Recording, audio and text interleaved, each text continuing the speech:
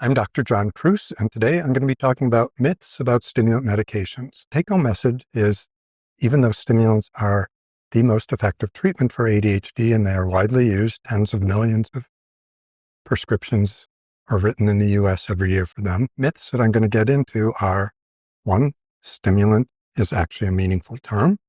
2, that methylphenidate or Ritalin is a strong stimulant. 3, that stimulants rot your brain. 4, only stimulants work quickly for ADHD. 5, stimulants cure ADHD. 6, everyone becomes tolerant to stimulants. And 7, nobody should be taking high-dose stimulants. Those are all inaccurate to one extent or another, and I will launch into it. So the first part is stimulant. What does that really mean? So there are two uses, confusingly, of this term. One is a very broad use of the term where stimulant is used to mean something that is a sympathomimetic. That means something that mimics the action of the sympathetic nervous system. The sympathetic nervous system is that fight or flight system that's there when you're in danger or suspected danger to rouse your body and get it out of the danger zone. That is a broad term, and that term includes our strong stimulants like Adderall, non-stimulant medications for ADHD, like Strattera or Wellbutrin, bupropion. It covers non-prescription substances like caffeine and nicotine are both stimulants under this broad definition. It even covers if someone says boo to you in the middle of a dark room or your alarm clock going off in the morning are stimulants. They are arousing the sympathetic nervous system. So that's the broad term. But usually within the ADHD field and psychiatry more broadly, we use stimulants to refer to agents such as amphetamine and methylphenidates. Amphetamine is Adderall, Vyvanse, several other brand name products. Methylphenidate is Ritalin, Focalin, Concerta, and again, a number of other brand name products. Those are considered these stimulants. They are treated differently by the FDA and the DEA, so they are highly controlled substance. All the other medications for ADHD are considered non-stimulants. So at some level, most of the medications for ADHD are boosting norepinephrine or dopamine. Most of these drugs, stimulant or not, have some action that is reuptake inhibition. So when a dopamine neuron or norepinephrine neuron releases its neurotransmitter into the little space, the synaptic cleft, that neurotransmitter then binds to and reacts with a receptor on the receiving cell surface that sends a signal down the line. And then usually that neurotransmitter molecule is diffusing on and off the receptor. It can travel back that tiny distance to the releasing neuron. There are transporter molecules that take that neurotransmitter back up into it, and that deactivates, then there's no more neurotransmitter available. There are also enzymes in the synaptic cleft and within the releasing neuron that degrade or break down the neurotransmitters, but reuptake is the major mode for inactivating the signal, and that's why drugs that act as reuptake inhibitors, so they prevent that initial cell that released it from taking it back up, allow that same amount of neurotransmitter to last a longer time, so it sends a bigger signal. Again, it's not releasing more with just a simple reuptake inhibitor.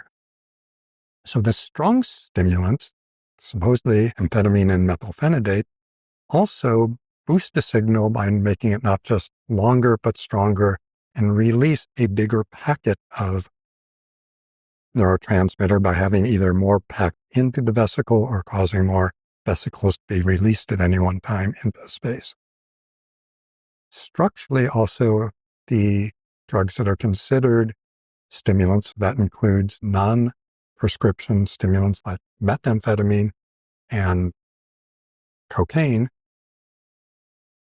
All of these are supposedly causing an extra boost of release, and the non-stimulants don't. The structure of those four molecules, methylphenidate, amphetamine, methamphetamine, cocaine, are roughly similar, but they're actually not that distantly related to the structures of Atomoxetine, Strattera, and Wellbutrin bupropion. So degree of structural similarity is often claimed to be part of the definition, but there isn't any clear dividing line as what is close enough to the amphetamine molecule and what isn't. Refer to cocaine and methamphetamine as street stimulants because more than 99% of their use is illicitly obtained and not with prescription.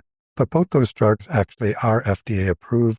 Cocaine is approved for mouth, nose, ears surgery. It's a vasoconstrictor and a topical anesthetic, so it numbs at the surface and reduces blood flow when you're operating there. And methamphetamine is approved for ADHD and for weight loss, actually. But in the US, in the last year we have records, there were only 1,800 prescriptions across the whole country for methamphetamine. The DEA is trying to discourage continued use. And for cocaine, use has plummeted dramatically. For the year we have most recent numbers are the total prescription use of cocaine across the country was, I think, 37 kilograms. That's less than 1/2000th of the amount that the DEA, Coast Guard, and other agencies intercept each year. And we know they're only intercepting a small proportion of what's actually being used. So continue referring to cocaine and meth in this talk as illicit stimulants. It is Ritalin, a strong stimulant. If we look at terms of efficacy, the ADHD experts all say, look, the stimulants work stronger and better, so they help a greater proportion of people.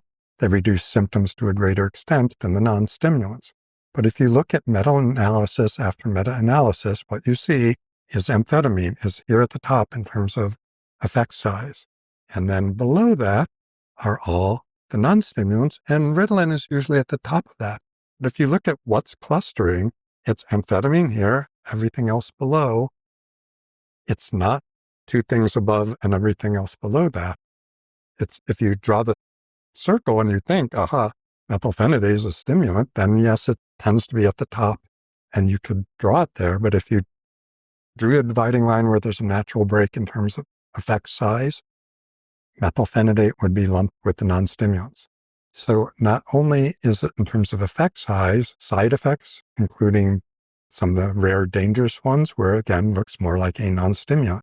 So in terms of psychosis, 1 out of 500, 1 out of 600, 1 out of 400, somewhere in that range, people on therapeutic doses of amphetamine products develop a psychotic syndrome. Studies conducted in different ways in the last few years have failed to find that increased risk for psychosis with methylphenidate or Ritalin products, just as they fail to find that increased risk with Strattera, bupropion, and other non-stimulants. We even have less hard data on, but the rate or the likelihood of addiction. Clearly, every expert I've known or talked to would say amphetamine's substantially higher than it is for methylphenidate. Now, methylphenidate here might be intermediate. There is some potential, whereas for most of our real non-stimulants, there's no potential. Multiple studies show amphetamine does cause an increased release of neurotransmitters from the vesicles. Most of the studies published in the last 15 years on Ritalin will just refer to it as a norepinephrine and dopamine reuptake inhibitor. Well, that's what Wellbutrin does. It appears that methylphenidate may have some effects on vesicles in terms of where they are distributed or located or movement within the presynaptic cell. If they have any increased vesicular release, that seems to be very mild. And again, on that mechanism of action range, that puts Ritalin closer to the non-stimulants, I would say, than to the strong stimulants. Moving on to the third point. Stimulants will rot your brain. Valid reason for concern. So there are both animal studies and studies of people who are abusing street stimulants, cocaine and meth, showing there can be associated damage to dopamine cells, particularly in the brain, and more widespread gliosis or brain scarring. On the other hand, if you look at prescription stimulant use at therapeutic dosages, there are more than 35 studies that demonstrate or that fail to find any atrophy or damage of any brain structures, that fails to find any disrupted or damaged within the brain connections, and that fail to show any decreased ability to activate certain parts of the brain. On the other hand, if you look at people who've been on stimulants, particularly children, for years, compared to people with ADHD who are not on stimulants, the group of individuals who are taking the stimulants look closer to someone of equivalent age who never was diagnosed or had ADHD. And I don't like to use the word normalized, but it's the easiest way to say it. These studies strongly support that stimulants are actually normalizing brain structures and function rather than that they are causing damage. Moving on to myth number 4. Only stimulants work quickly for ADHD. Makes no sense at all at a neuroscience level. So why do the strong stimulants work quickly? Well, they cause release of dopamine and norepinephrine from nerve cell terminals quickly. What does the reuptake action of bupropion or Strattera or duloxetine or a host of other non-stimulants do? They are reuptake inhibitors, which immediately block the reuptake of dopamine and norepinephrine, making them more available to act longer. So you would expect on a neuroscience basis that these non-stimulants would actually work immediately. When you talk to patients, and I collected testimonials because this is so discrepant from what so many other experts say, they will say, the day I started taking Wellbutrin, it was amazing. I could focus. I could pay attention. So where does this myth come about? Many of the non-stimulants, things like Wellbutrin or some of the tricyclic antidepressants, actually began pharmaceutical life as antidepressants. And when they are treating depression, these drugs work slowly for depression. They work slowly and indirectly, whether it's increasing serotonin or norepinephrine or dopamine availability or all of the above or some combination.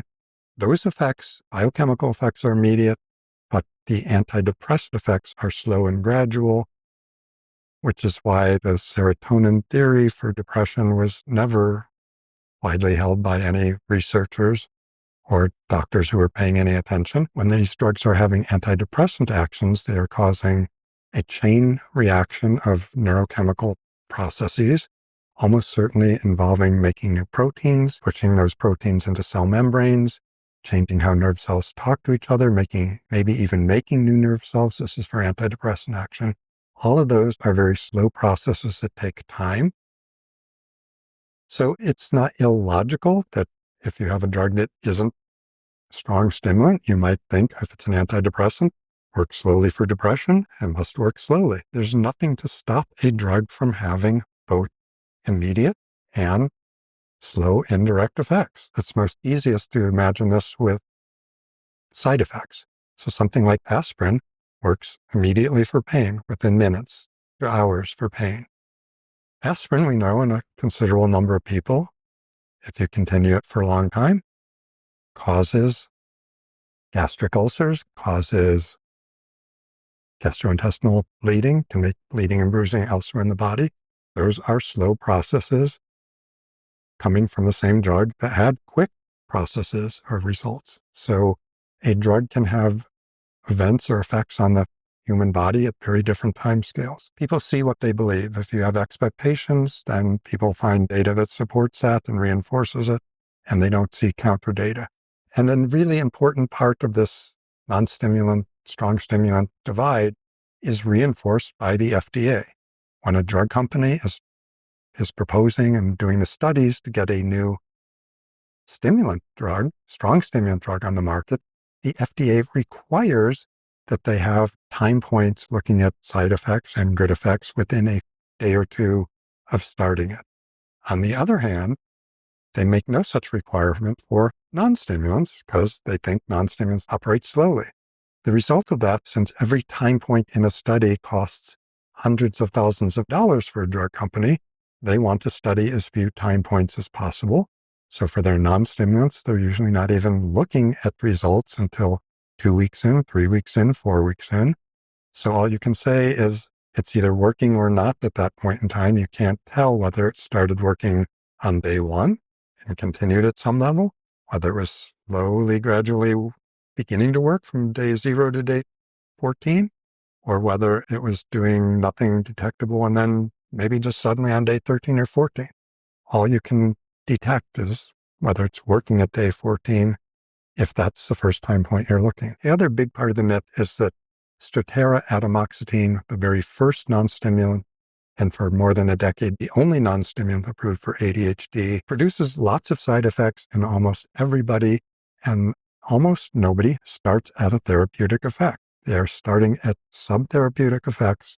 They take weeks and weeks to build up to tolerate a level that's therapeutic, and that's why we're not often seeing strong effects of atomoxetine at an early point in time. And again, this fed into the myth, something like atomoxetine works slowly. But if you give someone 60, 80, 100 milligrams of atomoxetine, most people they will have side effects. They might not like it, but it will also, on day one, be having beneficial effects for their ADHD. So myth number, I think I'm at 5 right now. Stimulants cure ADHD. So again, stimulants do have the strongest effect size. Strong stimulants have helping the biggest proportion of people, reducing symptoms to the greatest extent. And I've seen them help people who had not managed to get their lives together, either in academic or work or social relationships. I've seen them be quickly, dramatically life-changing, but I've never seen them eliminate all ADHD symptoms. Why is that? Part of it is that rather than just a deficit or a problem with norepinephrine or dopamine, ADHD is almost certainly a wiring issue, a connectivity issue. Now, a lot of the connectivity does involve neurons that are using norepinephrine and dopamine, but it should not be surprising that a medication isn't curing it at that brain-based level. The other part of it is that every aspect of behavior is an interaction of a brain with a particular environment. So you can't ever remove all the psychosocial effects. You can try to isolate, try to study, but they're always at play. And that means for ADHD, if you're not going to change your habits, if you're not going to change the environment you put yourself in, if you're not going to change the tasks you assign yourself, if you're not going to change the people you're working with or under or through, you're probably going to continue having some significant ADHD symptomatology. So changing your life is as important as finding the right medication for ADHD. Number 6, and I do have a video on this one too, is that myth is everyone becomes tolerant to stimulants. And again, particularly among addiction specialists, they will say everyone develops tolerance to stimulants, and tolerance means requiring a bigger dose to get the same effect. So tolerance is not the same as dependence. Tolerance is usually part of it, but dependence also requires additional, usually some amount of craving or feeling like you need medication in between dosages. And it also usually implies some amount of withdrawal if you stop using it or the spacing between dosages is longer. Whereas tolerance is only specifically referring to, do you need more to get the same effect? Separate from addiction or substance abuse. Those terms I will use interchangeably. We're trying to steer away from the term addiction, but those terms imply that someone is continuing to use the drug despite being aware of negative consequences for their health, for their finances, for their social interactions, for some part of their life. There are additional symptoms there associated with that phenomenon. Specialists say everyone develops tolerance to stimulants, but who are they looking at? They are only looking at people who run into problems with the stimulants. So that doesn't tell you really what's happening to the bulk of people. ADHD experts, on the other hand, say, yes, some people need to adjust dosages in the first weeks or months. And after that, most people find a dose that keeps working. And the large majority find that dose that they are on continues to work for years or even decades. They don't deny that there are some individuals who do develop tolerance, but it's a small number. And again, there's very little hard data on this question. So I looked at my own patients several years ago. I looked at 100 patients in alphabetical order who were on stimulants and had been on a stable dose for a year. So I was avoiding people who were on adjusting dosage or other things. At the end of a second year, I looked at where their dose was. A little above 80% of those individuals had stayed with a stable dose for another year.